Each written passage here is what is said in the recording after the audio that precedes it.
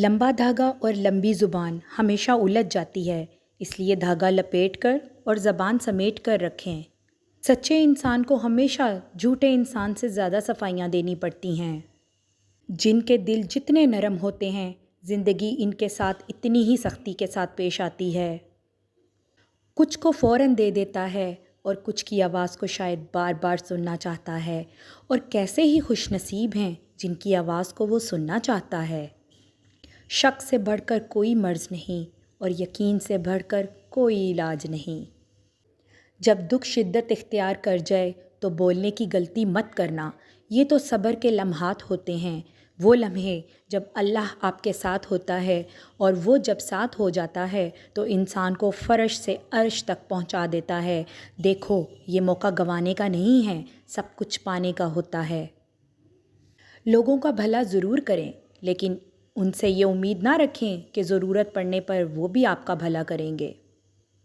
اس بات سے کوئی فرق نہیں پڑتا کہ کوئی آپ کو اچھا سمجھتا ہے یا برا، کیونکہ اللہ کے نزدیک آپ اپنی نیت سے جانچے جائیں گے، دوسروں کی سوچ پر نہیں۔ مجھے لوگوں کو پڑھنا نہیں آتا، مگر ان پر اعتبار کر کے سبق ضرور مل جاتا ہے۔ نہ جانے کون سی سازشوں کا ہم شکار ہو گئے کہ جتنے صاف دل تھے اتنے داغدار ہو گئے۔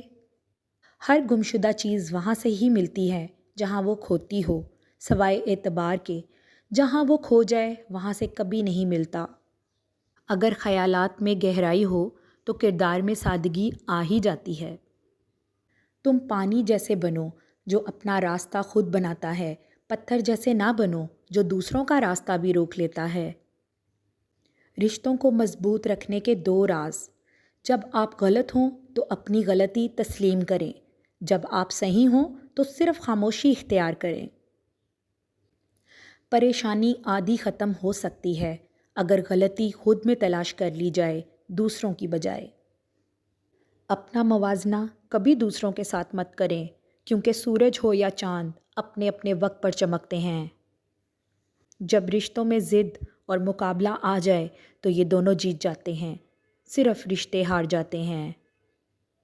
کسی کو معاف کر کے اچھے ضرور بنو، مگر اس پر دوبارہ اعتبار کر کے بے وقوف مت بنو۔ سب ایک جیسے ہوتے ہیں، بس ان کے ڈسنے کا طریقہ مختلف ہوتا ہے۔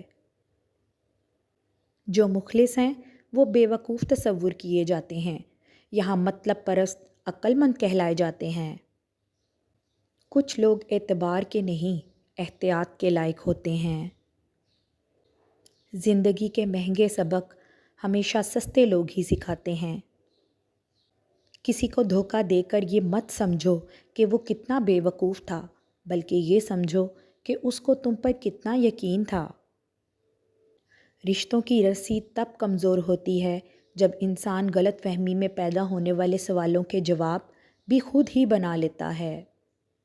نہ جانے کون سی سازشوں کا ہم شکار ہو گئے کہ جتنے صاف دل تھے اتنے داغدار